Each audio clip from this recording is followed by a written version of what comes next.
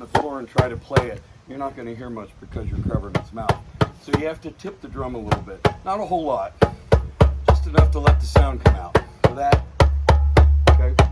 Now, a lot of people want to take the drum and pull it towards them to play it. That seems natural, but that's actually the wrong way because your legs are in the way and you end up having to bend your wrists. It makes it hard to play it like that. So some of you are going to have to scoot forward on your chairs because you need some legs. The right way to play the drum is to push the bottom of it underneath of you. You're going to tip it away from you. Not a whole lot, just a little bit, like I said, just enough to let the sound come out. But you're going to hold the drum with your legs, and that'll free up your hands to play it. Okay? So the bottom of the drum goes underneath of you. I like to call this bottom to bottom. Oh, come on, we're all adults here. Good grief.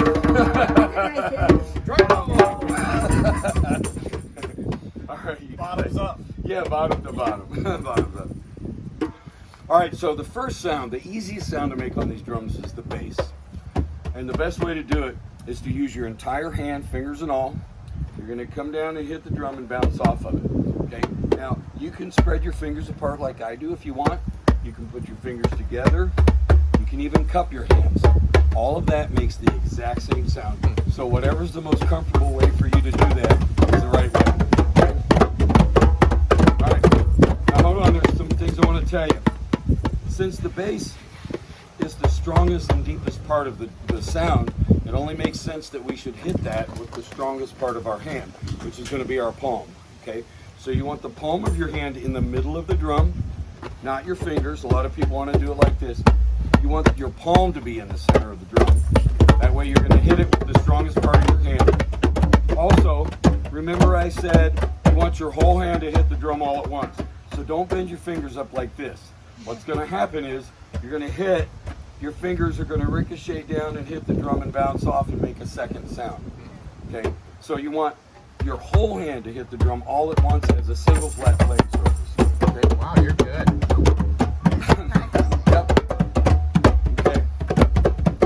So make sure that your fingers don't hit the drum first or you don't get the bass. You want your palm and the rest of your hand, your entire hand, to hit the drum all at once. Okay?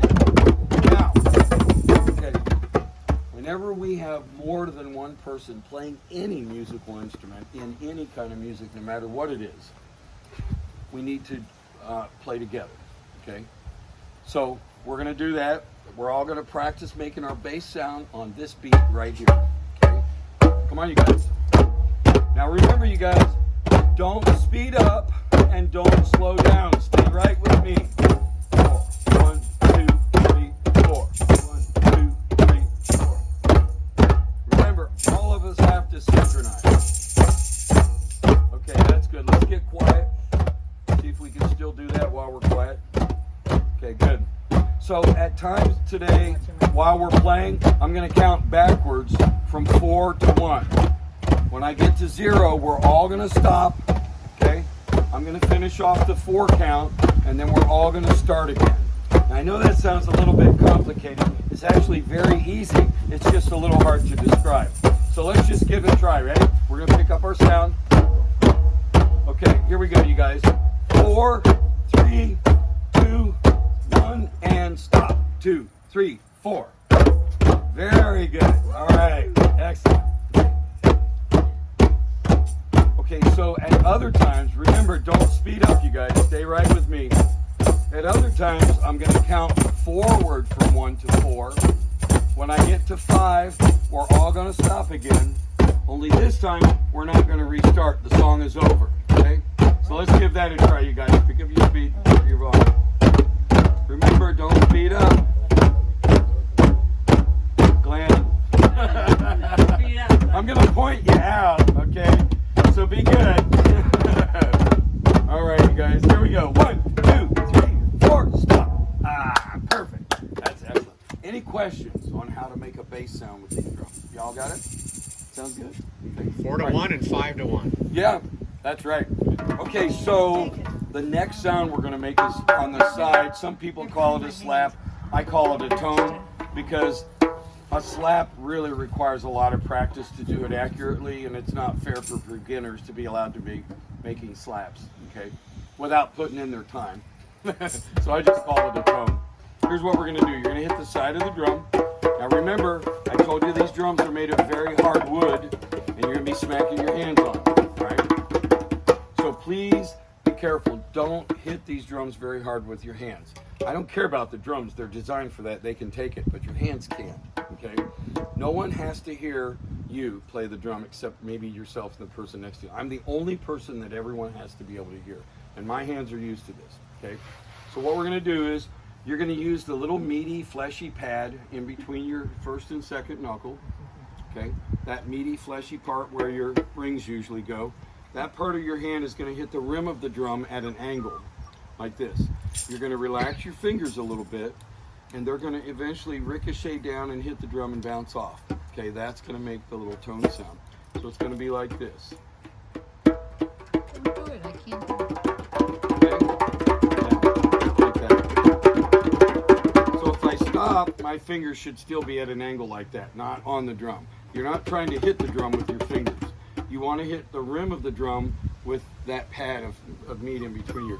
That's what you want to do, is play like this. And eventually, your fingers are going to ricochet down and play the drum while you're doing that. Okay? All right, so we're going to practice with this pattern right here. Come on, you guys. Now remember, everybody stay with me. Don't speed up and don't slow down. Stay right with me. Okay, very good. All right, so we are going to speed up just a little bit. We're not going to go too fast.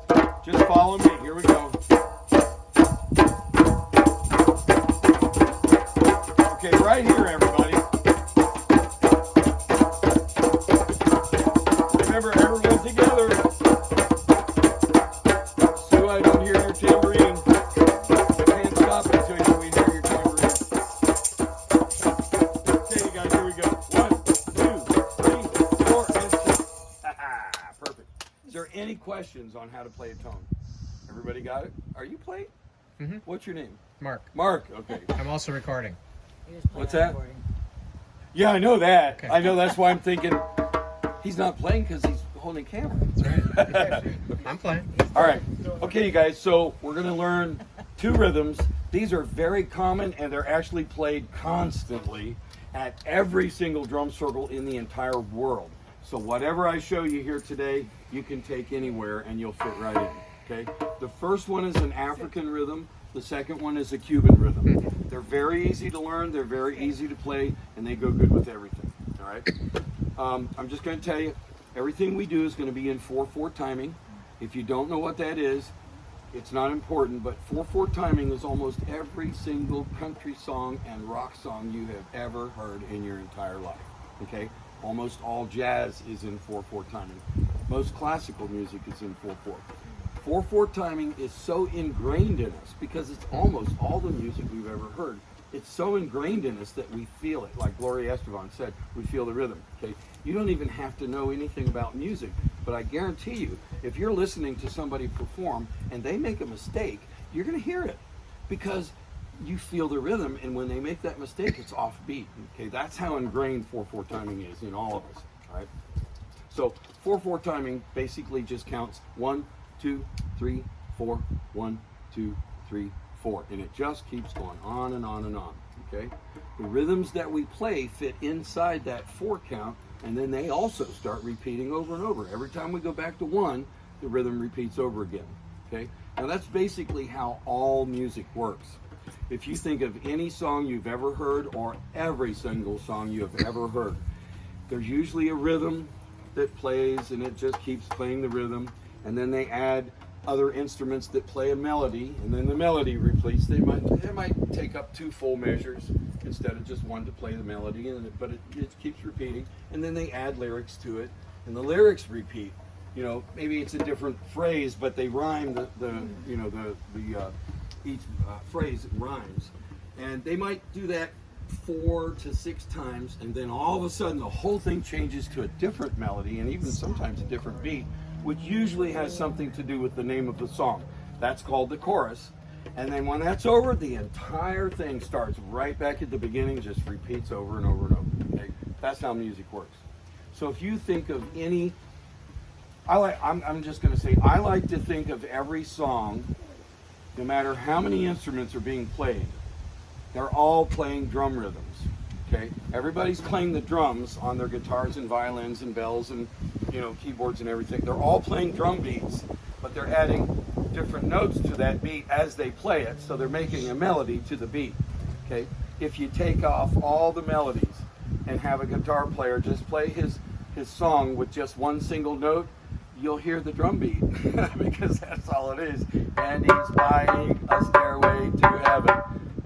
You don't notice it because you're listening to the melody, but if you remove the melody, you're hearing drum beats. Okay, that's what syncopation is when you hear several different beats or rhythms going on all at the same time. And when you have different instruments, they include melodies in their particular rhythm that they're playing. Okay, so the magic of a drum circle is there are no other melodies because we don't usually have any other instruments besides drums. Some people think it's monotonous. Okay, here's what I'm going to say. If you take any song you've ever heard and you remove the vocals, you remove the guitars, remove the keyboards, remove the violins, the horns, and everything else so that all you have left is the drum beat, you never notice how monotonous it is because it's that's every rock beat, okay?